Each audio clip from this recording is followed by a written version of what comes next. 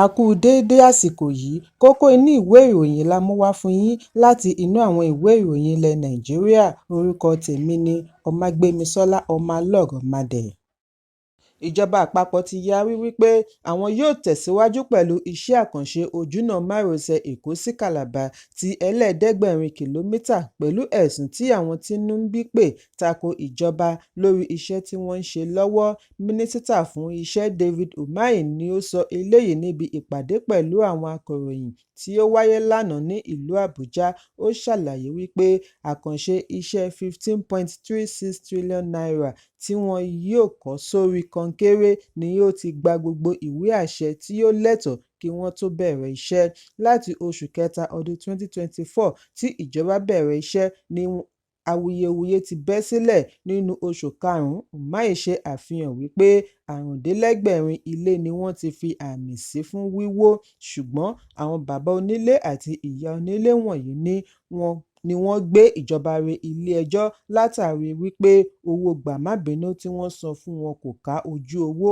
Wọ́n ní ìjọba gbọ́dọ̀ ṣe àgbéyẹ̀wò rẹ̀. Olùdásílẹ̀ Leisure Games Ọlánrewájú Òjó tí ó gba 1.3 million naira owó gbà-má-bínú sọ fún akọ̀ròyìn wípé owó tí òun ń pa lọ́sẹ̀ kan ni ìjọba fún òun, kí ni kí òun fi ṣe? Àwọn tí ọ̀rọ̀ kàn àti ọ̀jọ̀gbọ́n náà bu ẹnu àtẹ́ lu iṣẹ́ àkànṣe yìí. Wọ́n ní ìgbésẹ̀ rẹ̀ ṣókùnkùn, kò gba ọ̀nà tí ó tọ́ jáde.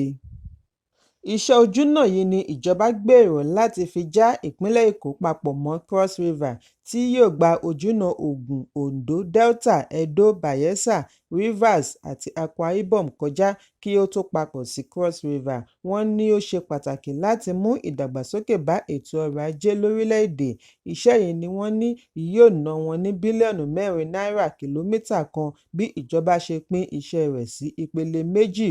Umahi ní ọdún 8 ni wọn yóò fi parí gbogbo rẹ̀, ṣùgbọ́n ó ṣeé ṣe kí èyí má wáyé bí mínísítà ṣe sọ wípé àwọn ń kojú ìdádúró àti àlékún owó ohun èlò.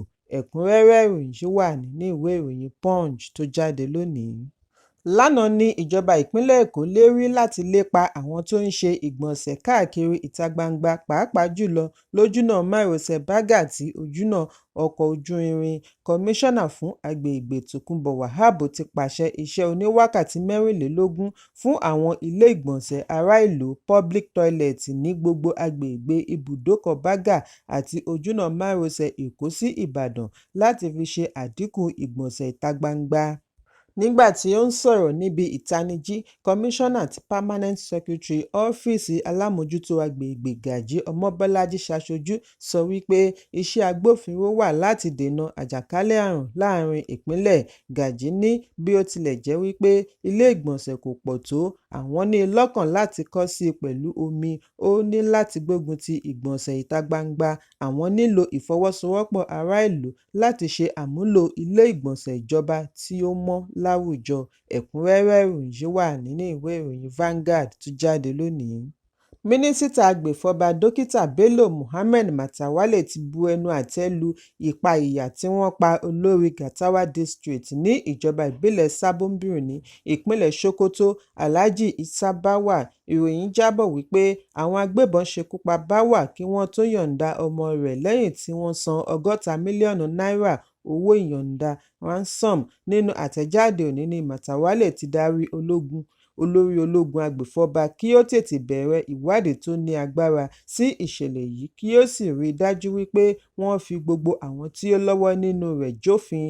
Gẹ́gẹ́ bí àlàyé mínísítà, ó ní ètò ààbò ní ààrẹ Bọ́lá Tinubu mú lọ́kùnkúndùn jùlọ, ó sì ń ṣe àtìlẹ́yìn fún àwọn ológun ní gbogbo ìgbà. Bí ó ti fi dá aráàlú lójú wípé àwọn yóò tẹ̀síwájú láti máa ṣiṣẹ́ láì ṣàárẹ̀ kí ààbò tó péye lè wà fún gbogbo ọmọ orílẹ̀-èdè. Ó wáá fi ìbánúkẹ́dùn rẹ̀ hàn sí ẹbí, ará ìlú Gutawa, ìjọba ìbílẹ̀ àti ìjọba ìpínlẹ̀ Sokoto lápapọ̀. Ẹ̀kúnrẹ́rẹ́ ìròyìn yìí wà nínú ìwé ìròyìn Daily Post tó jáde lónìí. Adarí ìjọ Inú Evangelical Spiritual Church Primate Elijah Ayọ̀délé tún ti ṣe ìkìlọ̀ fún ààrẹ Bọ́lá Tinubu lónìí ọjọ́ Ẹtì wípé kí ó tètè ṣe ohun tí ó tọ́ láti dènà ìfẹ̀hónúhàn mìíràn tí yóò ní agbára tí ó máa ba ètò ọrọ̀ ajé jẹ́ fún ọ̀sẹ̀ méjì. Nínú àtẹ̀jáde láti ọwọ́ amúgbálẹ́gbẹ̀ẹ́ adarí Olúwatósìn Ọ̀ṣọ́ ni wòlíì ti ṣe àfihàn wípé ìdàrúdàpọ̀ yóò tẹ̀síwájú láàrin ìṣèjọba tí yóò ní ipa lára ọmọ orílẹ̀-èdè àti orílẹ̀-èdè. Primate Ayọ̀délé ṣe é ní gbọngbọn tààrọ̀ fàdítì bí ó ti sọ wípé ìfẹ̀hónúhàn yìí yóò mú àwọn ilé ìfowópamọ́ mìíràn daṣẹ́ sílẹ̀ àyàfi bí ààrẹ bá tètè gbé ìgbésẹ̀. Wòlíì ní ìdàrúdàpọ̀ tó ń lọ láàrin ìṣèjọba Tinubu yóò fa àkóbá fún ètò ọrọ̀ ajé, ààbò àti gbogbo ọ̀nà. Ó ní níwọ̀nba ìgbà tí a ti kọ̀ láti dìbò fún ẹni tí Ọlọ́run yàn, èsì rẹ̀ rèé. Ó ní òun kò rí bí ayé ṣe fẹ́ dẹrùn fún ọmọ orílẹ̀-èdè nítorí oúnjẹ ṣì máa túbọ̀ gbówó lórí. Ìṣẹ́ gidi wà lórílẹ̀-èdè kí ààrẹ má jẹ́ kí ó kọjá ọdún yìí nítorí ohun tí ẹ̀mí ń ṣe àfihàn kọjá bẹ́ẹ̀. Primate Ayọ̀délé ní owó jálá epo sì máa wọ ₦1,300. Àlékún yóò bá gbogbo owó orí. Orílẹ̀-èdè kò tíì rí nǹkan kan. Ẹ̀kúnrẹ́rẹ́ ìròyìn yìí wà nínú ìwé ìròyìn Daily Post tó jáde lónìí. Ilé-iṣẹ́ ilẹ̀ China Zhongzhang Fucheng Industrial Investment Limited tí wọ́n fi àṣẹ ilé-ẹjọ́ gbẹ́sẹ̀ lé ọkọ̀ òfurufú mẹ́ta ilẹ̀ Nàìjíríà tí ó wà ní ilẹ̀ Faransé pẹ̀lú àwọn ogun orílẹ̀-èdè Nàìjíríà tí ó wà káàkiri mìíràn tún ti gbẹ́sẹ̀ lé ọkọ̀ òfurufú Nàìjíríà ní orílẹ̀-èdè Canada. Èyí ń wáyé lẹ́yìn awuyewuye lórí àṣẹ ilé-ẹjọ́ ilẹ̀ Faransé tí ó gbè lẹ́yìn ilẹ̀ Chinese lórí rògbòdìyàn iṣẹ́ àkànṣe Free Trade Zone tí wọ́n jọ ń fà pẹ̀lú ìjọba ìpínlẹ̀ Ogun. Lẹ́yìn èyí ni wọ́n ní àwọn yóò fi inú ire àwọn yọ̀ǹda ẹyọ kan nínú ọkọ̀ mẹ́ta, pàápàá jùlọ nítorí ìpàdé tí ààrẹ Bọ́lá Tinubu ní pẹ̀lú ààrẹ orílẹ̀-èdè Faransé Emmanuel Macron.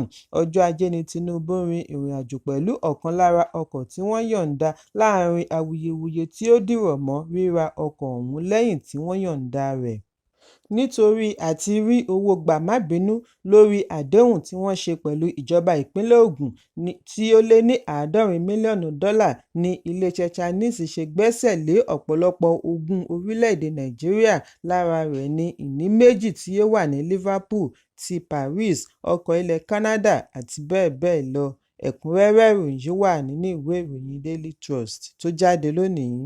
Ilé-ẹjọ́ májísírèètì kan ní agbègbè Ọgbà ìpínlẹ̀ Èkó ti yọ̀ǹda ọkùnrin 6 tí wọ́n mú níbi ìfẹ̀hónúhàn EndSARS lẹ́yìn tí wọ́n ti fẹ́ẹ̀ lo ọdún 4 nínú ọgbà ẹ̀wọ̀n.